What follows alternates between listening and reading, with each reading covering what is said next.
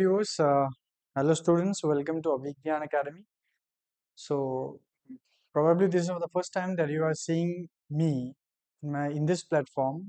Let me introduce myself. My name is Apurvanandi and I will be bringing videos and lectures on economics in the platform that you are watching into. And I hope everything is clear, video, audio. If there's any problem, do communicate with us. All right. So in this first video or lecture, we will be discussing about something called inflation. Okay. Inflation. So what is inflation? This is not a word that you haven't heard about. This is a very common word. Inflation means price rise. In general, inflation do mean price rise, but actually only price rise does not mean inflation. Say for example, let me explain you. Say for example, any product whose price was rupees 50 in January, and in the month of March, price of that particular product, product 1, is rupees 75. This is a price rise. But can we say this phenomena to be an inflation? May or may not also. All right. Uh, Say for example, again the product 1 in the month of October has decreased its price to rupees 60.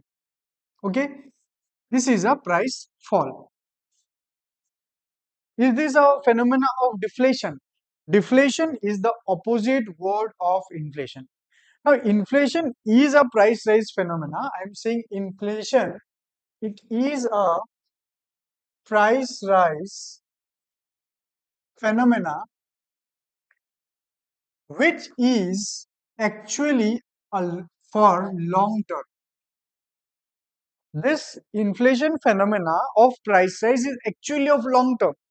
The price in January was 50, in March was 75. It is a simple price rise, but it may not be called as an inflation. So for inflation, what we have to see? We have to see that what was the price of the product 1 was in the year, say 2010. Say the price of the product 1, not only the price, it must be average price. Okay, because throughout a year, price of a commodity changes multiple of times. So for a particular year, we can take out the average price of any product. If the average price of a product of the product 1, say, was rupees 10, then in say 2015, the average price was 15. Say in 2020, the average price was 30. Say in uh, 2025, average price of that product 1 is say rupees 40. Now, if you observe one thing, from 2010 till 2025, the price of product 1 kept on increasing. Maybe in 2010, sometime in a year, the price fell below rupees 10. Sometime it was above rupees 10. Sometime it was above rupees 15 in 2015, and sometime it was lower. But we have only taken the average price of that product. Okay, but after all, by looking into a broader spectrum, what we notice here is the product 1 price kept on increasing year after year after year. This phenomena is known as inflation. Okay, now for inflation, you cannot say that there is inflation only of product 1, because inflation is something which is a macroeconomic indicator. Inflation is a macroeconomic indicator. What is macroeconomic? Macro means broad. Okay, macro. When we say macroeconomic, means we are talking about the whole country or a bigger region, not any individual or any household. Okay, so when we are seeing inflation, that means price rise. This price rise is not only confined for only one product, rather the price rise is for most of the goods and services in the economy. that phenomena of price rise is known as inflation. So, increase in the prices of most common goods and services over time. So, this is the key sentence that defines the inflation. Key inflation is the increase in the prices of most common goods and services over time. Next, what in other words, what does this inflation also mean? You can see the inflation also decreases the value of the money. Okay, so here you can see in the PDF how inflation has changed the price of a cup of coffee over time.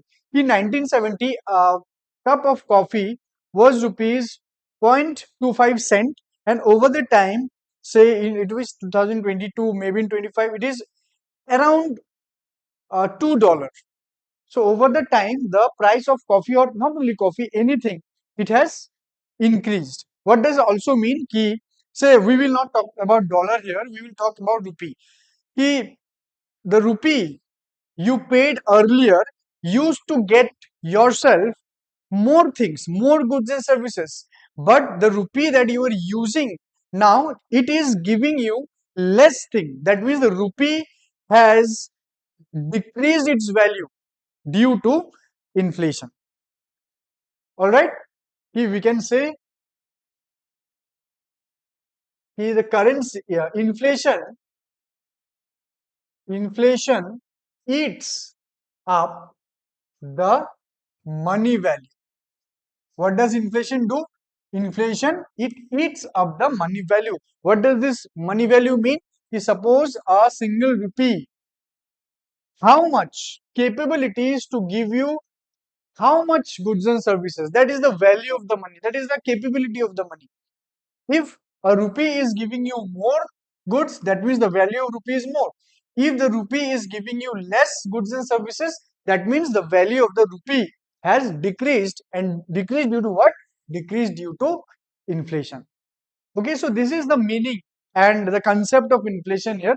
Now we can see here what are the different indicators that are used to measure inflation in India.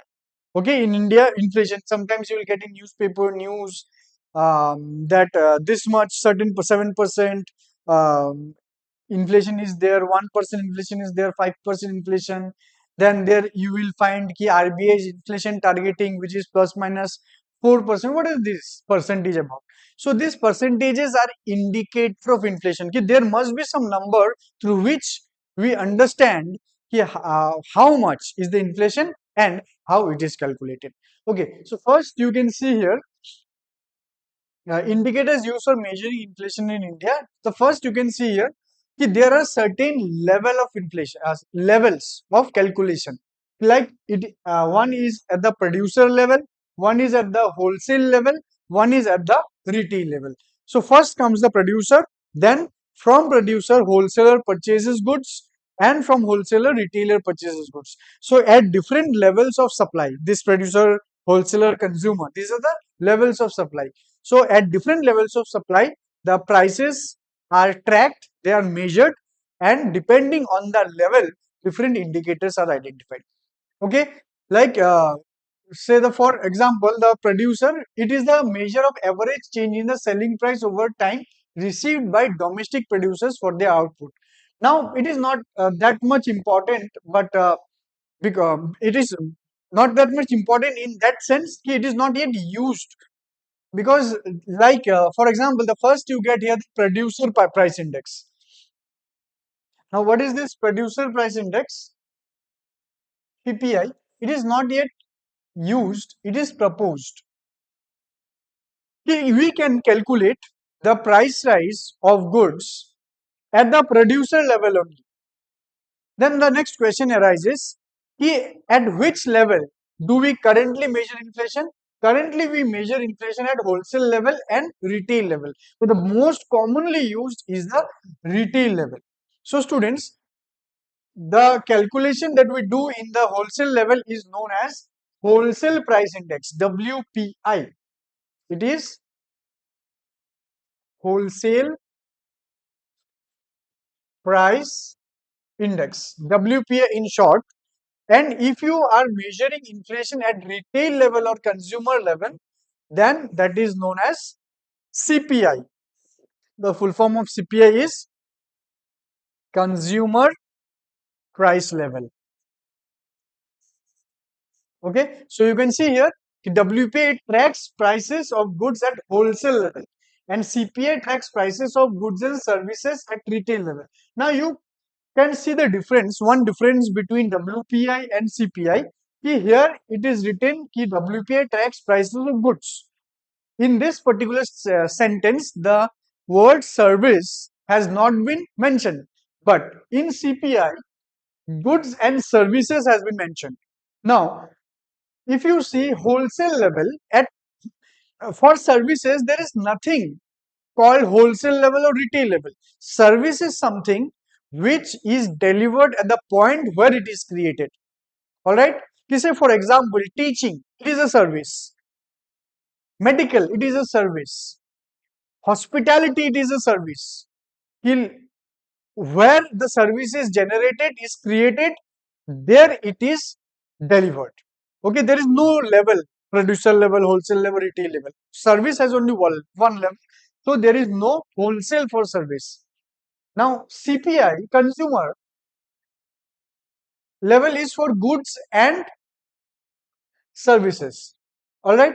Ki, because CPI can only be calculated for goods and services. WPI only for goods, because goods has producer level, wholesale level, and retail level.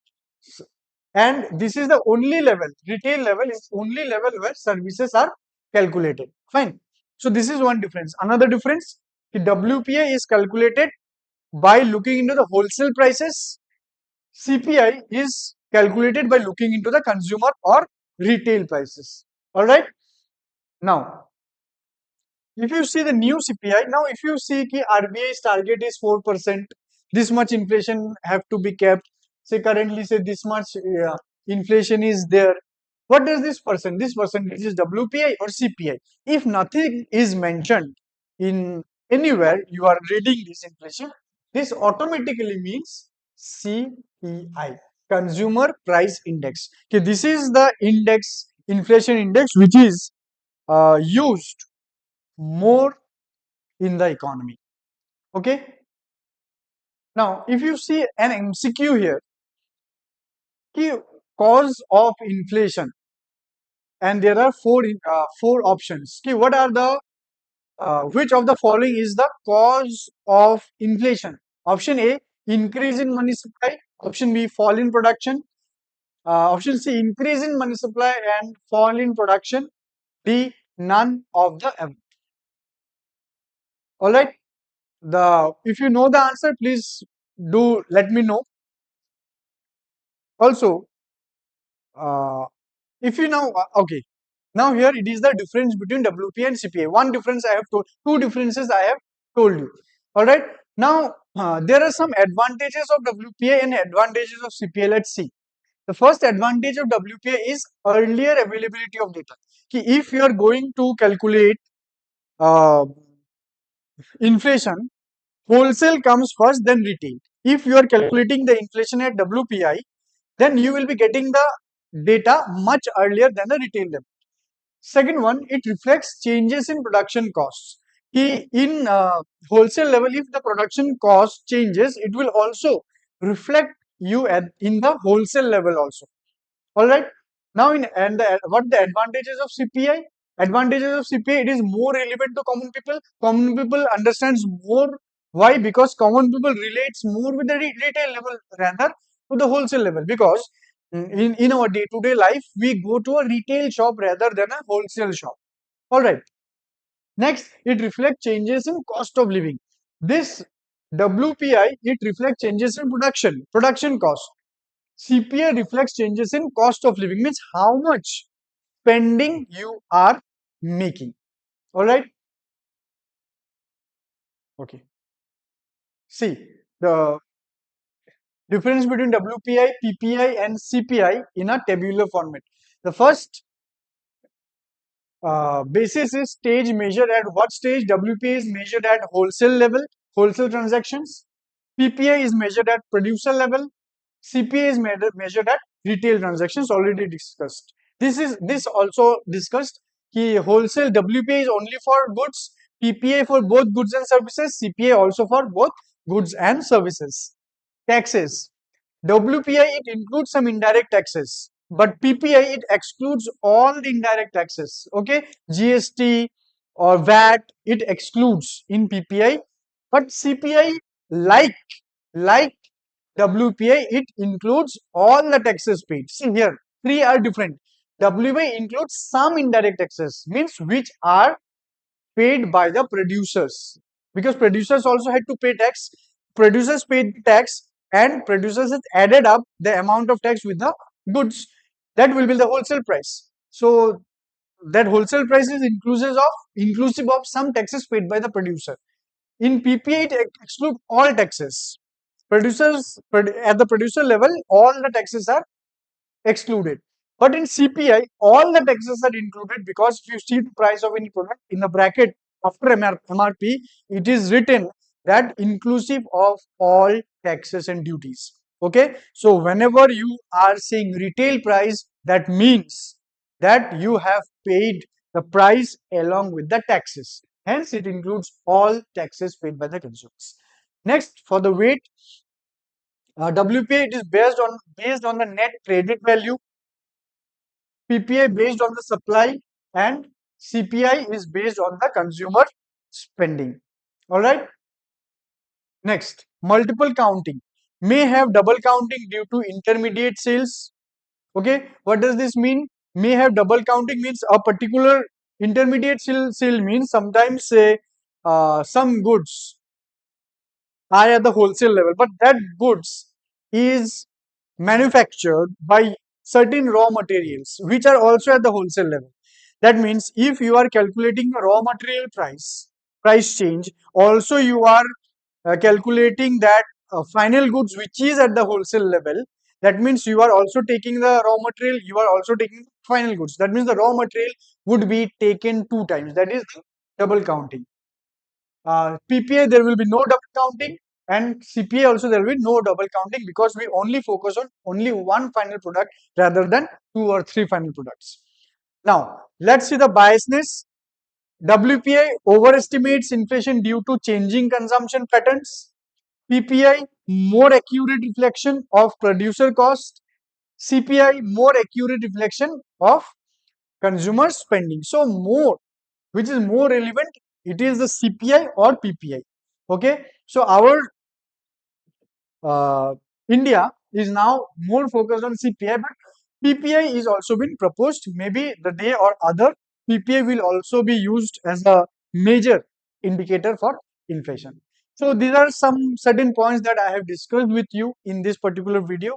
I will also bring other lectures also to convey with us the confusions do you have. I will definitely try to address. Thank you so much. Keep watching.